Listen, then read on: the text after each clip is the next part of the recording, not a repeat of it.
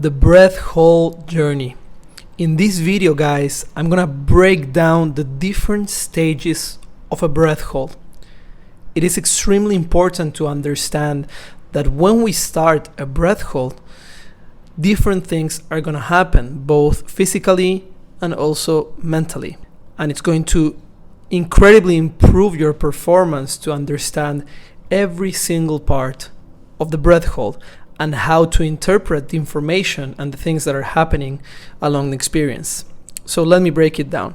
In this video, we have Vicente, professional surfer from Chile, doing around the 3.5 minutes breath hold, where I want you guys to really focus and see throughout his breath hold experience how he starts dealing and experiencing the different parts of the breath hold. Before we jump into the analysis of the breath hold, just to let you know, you will find all this information in a document below.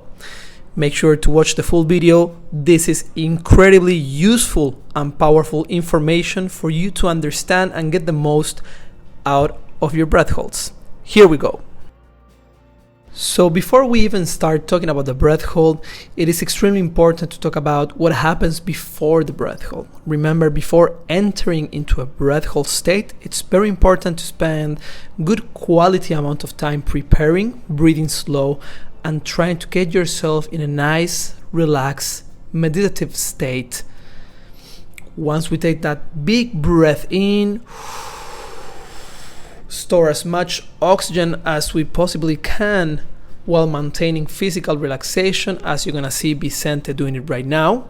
We're gonna start our breath hold and start what is known as the relaxation phase. Our most important goal during the relaxation is to maintain physical and mental calmness. The calmer our brain is, the less we are stressing out, the less we're thinking about time or negative things, the less oxygen we're going to consume. So whenever we are thinking about positive things, when our body, when our heart, when our mind is relaxed, our oxygen consumption is going to drop. So our biggest goal during the relaxation and pretty much during the whole breath hold is to try to maintain physical and mental calmness. We're going to use different techniques such as body scan, analyzing our body from top to bottom, making sure there's no tension in our body. We can do visualizations, which is basically bringing in happy, joyful sensations to keep our body and our mind mostly distracted into things that we're passionate about, things that we love doing, things that bring peace and a smile into our mind and body. As we keep holding our breath, something very interesting is going to start happening.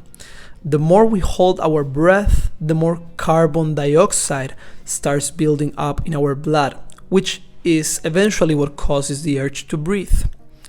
The urge to breathe can be manifested as a swallowing sensation, and eventually, if you're paying attention to Vicente's belly, something that is called diaphragm contractions. The diaphragm starts moving up and down, which visually you can see like the belly is doing a very soft, mild contraction. When these feelings appear in our body, a normal reaction is to feel anxiety, fear, or panic because we don't know what's happening. First of all, remind yourself this is just CO2. You still have plenty of oxygen to go.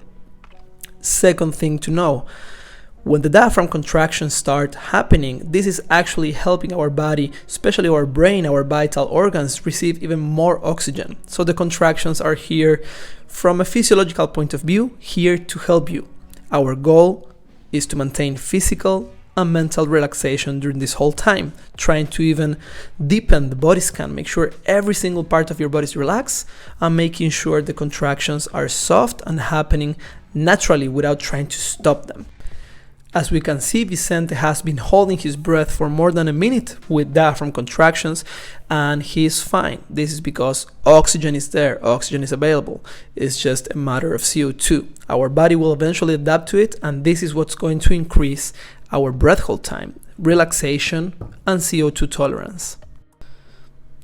As Vicente is approaching the last seconds of his breath hold, he's trying to keep himself motivated and relaxed. And whenever he's ready, he's gonna take that nice deep exhale and take a deep breath in, trying to reoxygenate his body as much as possible. This is the last phase of the breath hold, which is recovery breathing, getting a good oxygenation and a good flash of carbon dioxide with nice deep exhales and deep breaths in. It is very important when we finish a breath hold to spend some time doing some mindful recovery breathing, making sure we are reoxygenating, flashing out carbon dioxide before we sit up or stand up. As you can see, Vicente has recovered properly and now is even ready for another breath hold. Now that you guys have a better understanding of breath holding, physiology and psychology, let's move on to the next video.